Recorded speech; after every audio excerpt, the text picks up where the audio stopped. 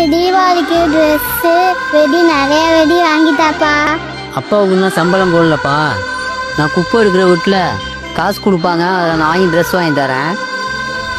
நான் வேலைக்கு போயிட்டு வரேன்ப்பா. அப்பா நானும் வரேன். சரி வா போகலாம்.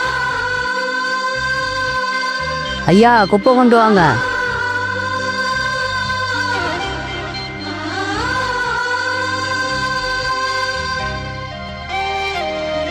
ஐயா தீபாவளி வருது, ஏதாச்சும் செலவுக்கு பார்த்து கொடுங்க ஐயா.